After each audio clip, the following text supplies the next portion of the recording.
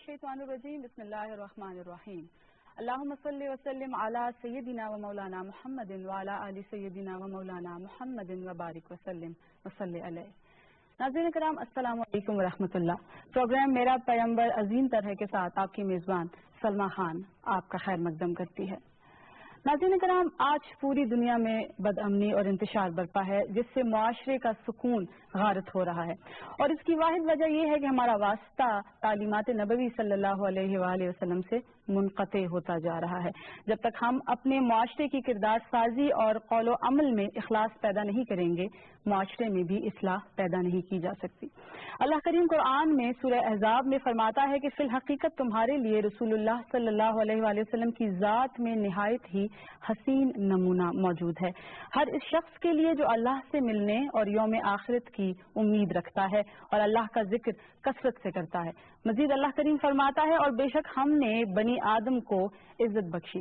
رسول اللہ صلی اللہ علیہ وآلہ وسلم نے جب مساوات، اخوت اور بھائی چارے کا درس دیا تو قرآن فرماتا ہے کہ اے لوگوں ہم نے تمہیں مرد اور عورت سے پیدا فرمایا اور اے لوگوں اپنے رب سے ڈرو جس نے تمہاری پیدائش کی ابتدا ایک جان سے کی. اور آپ صلی اللہ علیہ وآلہ وسلم نے جب معاشرتی عدل و انصاف کی بنیاد رکھی تو قرآن کہتا ہے کہ فرما دیجئے کہ میرے رب نے انصاف کا حکم دیا ہے. اور آپ صلی اللہ علیہ وآلہ وسلم نے جب آزادی کا پرچار کیا تو قرآن یوں کہتا ہے کہ دین میں کوئی جبر نہیں ہے. گویا رسول اللہ صلی اللہ علیہ وآلہ وسلم نے جس چیز کا بھی حکم دیا قرآن نے اس کی دلیل ثابت کی اور قرآنی آیت نازل ہوئی اس کی دلیل میں. ہمارے ساتھ موجود ہیں جناب علامہ حیدر الوی صاحب. پروگرام میں آپ کا خیر مقدم ہے.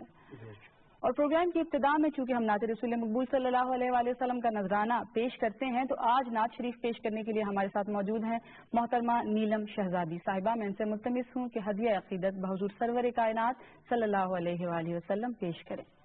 کچھ نہیں مانگتا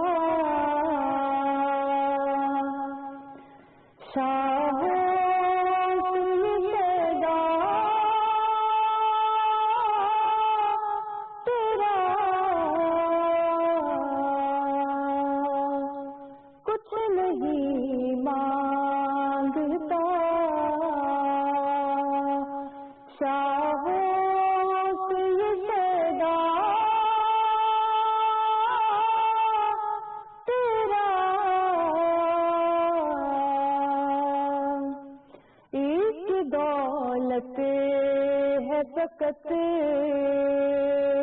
نقش کفے پا تیرا کچھ نہیں مانگتا.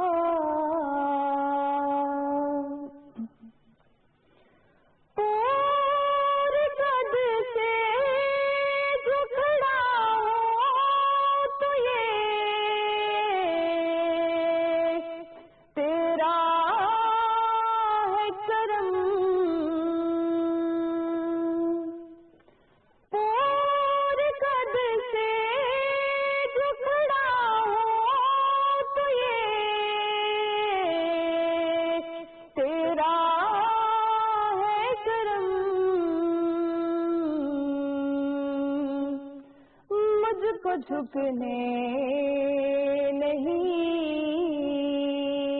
دیتا ہے سہارا تیرا مجھ کو جھکنے نہیں دیتا ہے سہارا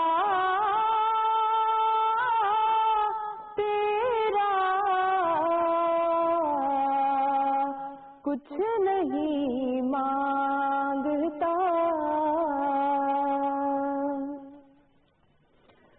دستگیری میرے تنہائی کی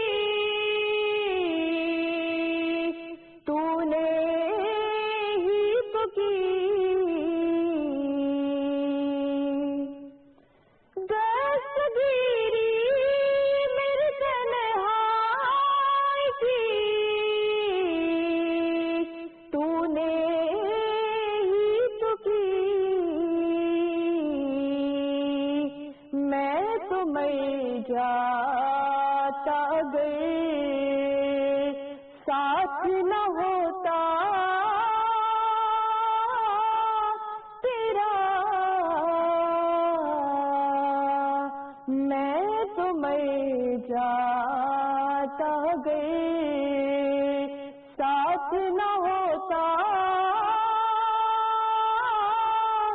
तेरा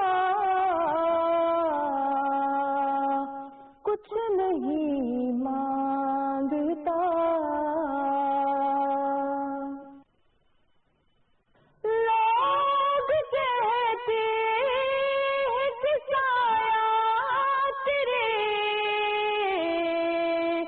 पैकर का न था। लोग कहते हैं कि साया तेरे पैकर का न था। पर मैं तो कहता हूँ जहाँ भर पे है साया तेरा। मैं तो कहता हूँ जहाँ भर पे है साया तेरा कुछ नहीं मांगता। शाहों से ये सदा तेरा इसकी दौलत है फकत नक्श कफे पा तेरा कुछ नहीं मांगता। सुभान अल्लाह, माशा अल्लाह। अल्लामा साहब, आपकी जानिब बढ़ूंगी। आज के मौजू के हवाले से हम बात करेंगे रसूलुल्लाह सल्लल्लाहु अलैहि वसल्लम की मुआशरती जिंदगी पे आज हम बात करेंगे। तो मुआशरा किसे कहते हैं? इब्तदाई तौर पर तो हम ये जानना चाहते हैं, और इस्लाहे मुआशरा में एक मुस्लिह का क्या किरदार है? बिस्मिल्लाहिर्रहमानिर्रहीम। मुआशरा अरबी जुबान का लफ्ज़ है जिसका बुनियादी माना मिलजुल कर रहना है। अरस्तू ने कहा था कि इंसान फितरतन मदनियत परस्त है, ये तन्हा जिंदगी नहीं गुजार सकता, मिलजुल कर रहने का पाबंद है। एक दूसरे की मदद के बगैर इसकी जिंदगी आगे नहीं बढ़ सकती है। फर्द से अफराद और अफराद से मुआशरा बनता है। मुआशरे के अंदर हर फर्द उसकी एक इकाई होता है। एक फर्द की तब्दीली और एक फर्द की इस्लाह से अफराद की इस्लाह होती है, और जब अफराद की इस्लाह होती है तो गोया आप एक मुआशरे की इस्लाह करते हैं।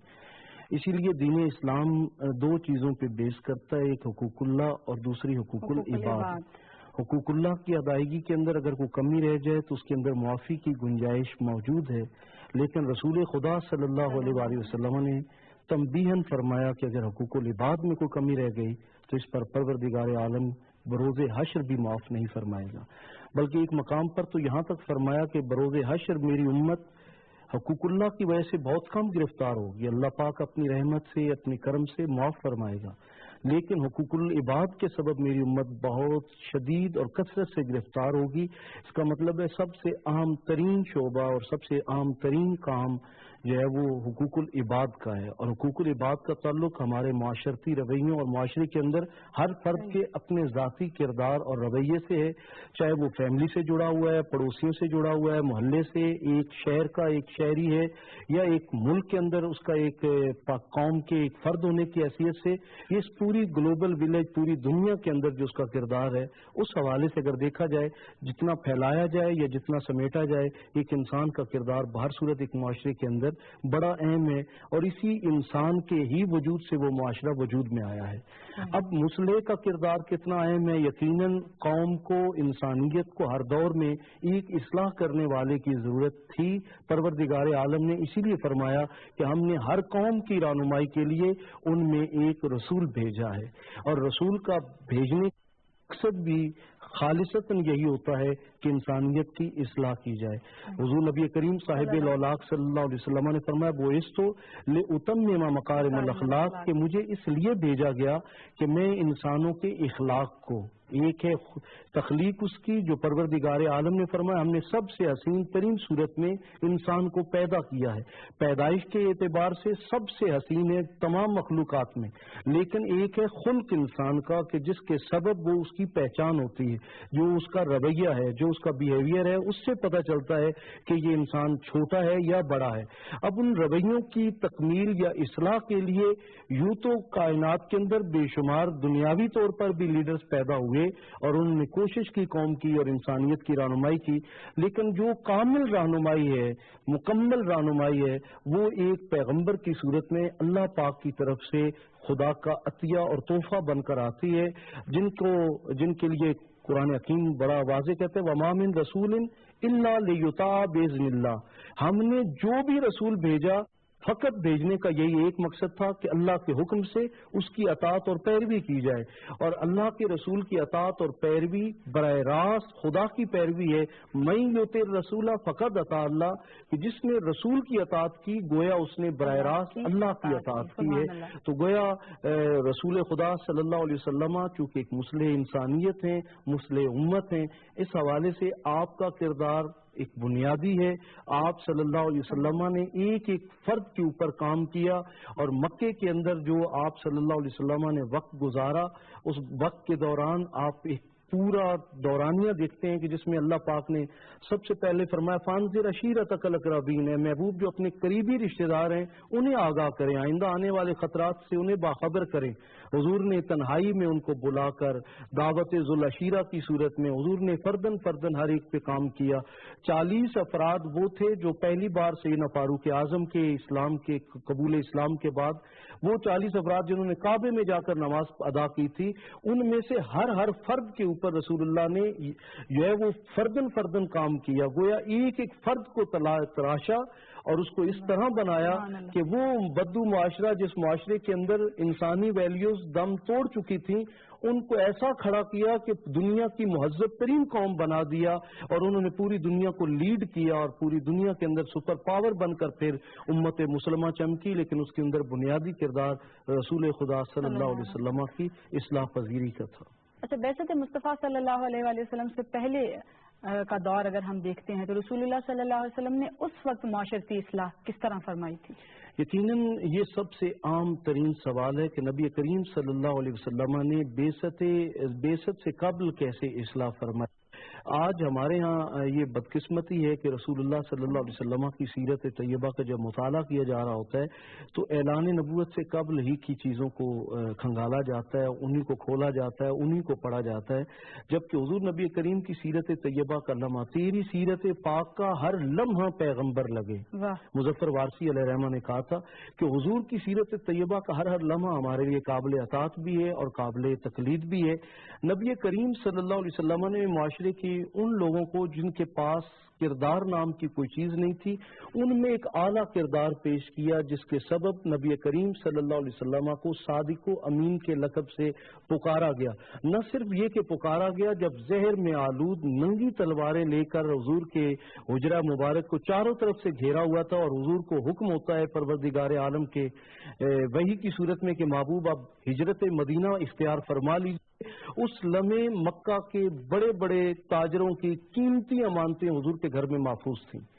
ایک طرف حضور کی دعوت کا سرے سے انکار ہے، جانی دشمن ہے، تلواریں اپنے نوجوانوں کو دے کر حضور کے گھر کے گھیراؤ کیا ہوا ہے، اور حالت یہ ہے حضور کے کردار اور حضور نبی کریم صلی اللہ علیہ وسلم کی شخصیت کا ایسے گہرے اثرات تھے اس معاشرے کے اوپر، اور نبی کریم صلی اللہ علیہ وسلم کو اپنے اندر سے وہ اس لائق سمجھتے تھے کہ یہی وہ کردار ہے جس کے اوپر اعتماد کیا جا سکتا ہے. اس لیے ان کی قیمتی امانتیں حضور کے ہاں تھیں، اور آج صدیاں گزرنے کے بعد تاریخ حیران ہے کہ جانی دشمن ہے اور مولا علی شیر خدا کو حکم دیا جا رہا ہے کہ اہلی آپ نے رکنا ہے، امانتیں واپس لوٹانی ہے اور پھر آپ نے ہجرت کر کے مدینہ المنورہ تشریف لانا ہے۔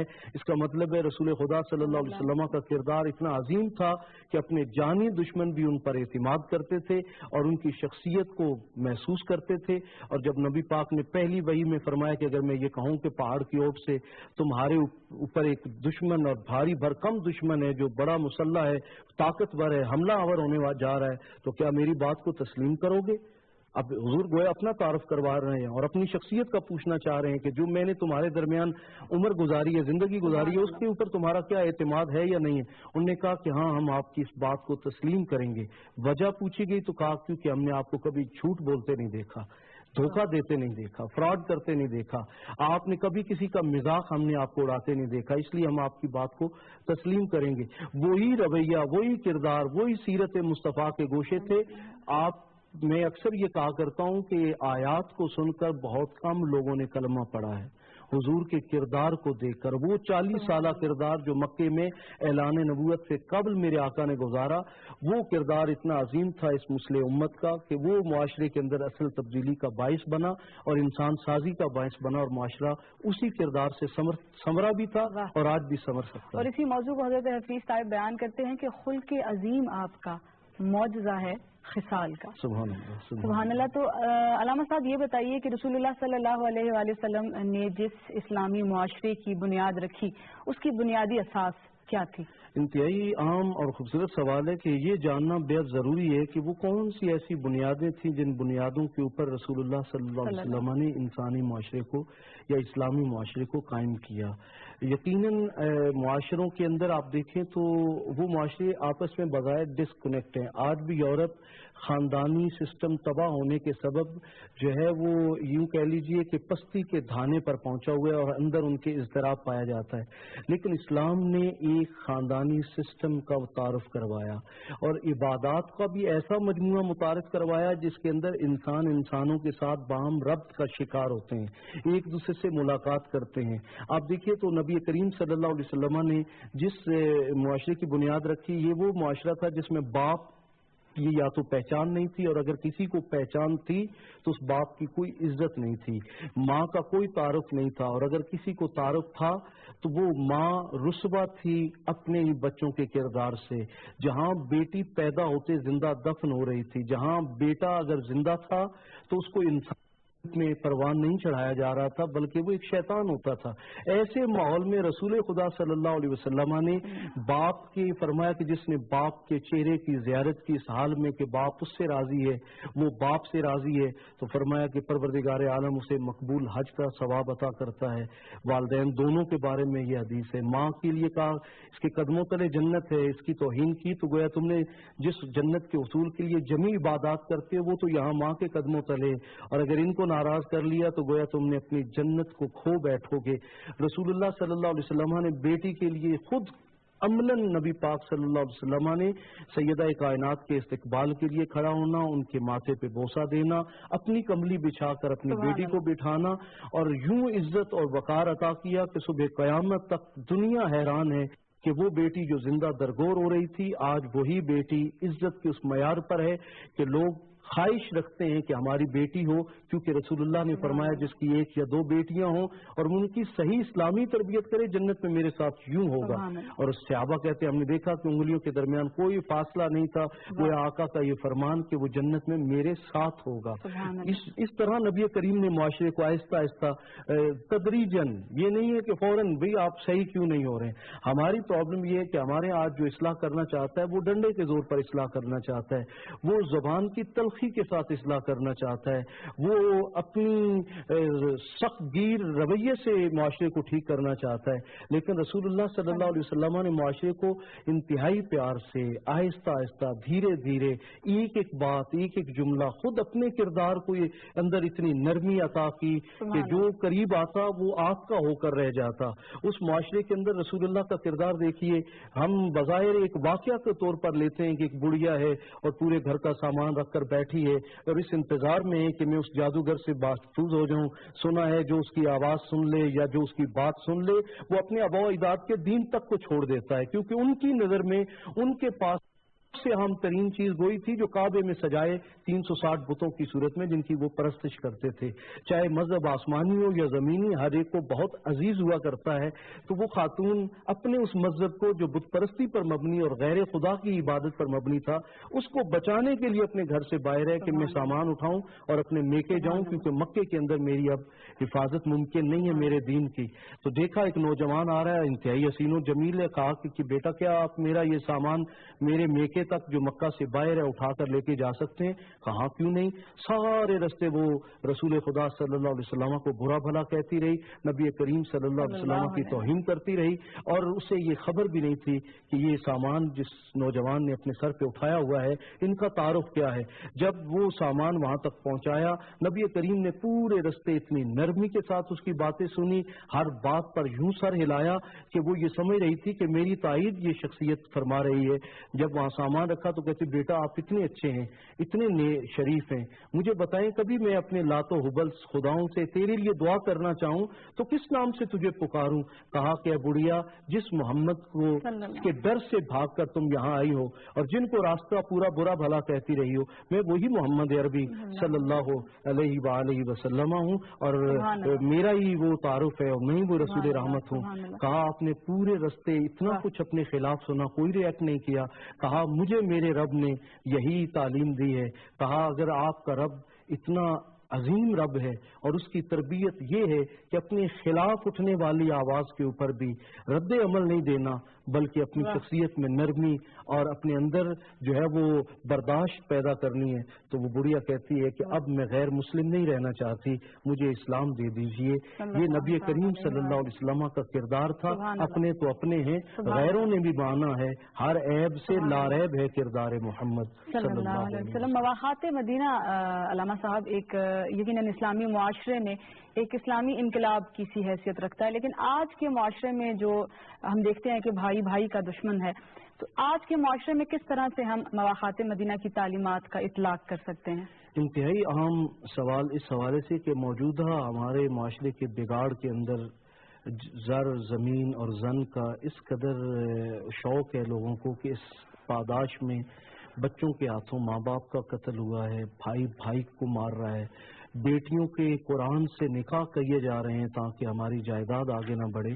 ایسے ماحول میں ایثار و قربانی اور باہمی مربت اور مساوات کے اوپر مبنی جس معاشرے کی بنیاد رسول خدا نے رکھی، اس کی اعلیٰ ترین مثال مواخات مدینہ کی صورت میں نظر آتی ہے. اور 1400 سال میں بھی آج سوائے ہمارے قیام پاکستان کے موقع پر ایک موقع ایسا آیا جب مہاجرین انڈیا سے ہجرت کر کے یہاں تشریف لائے اور یہاں کے لوگوں نے اپنے دروازے کھولے تھے.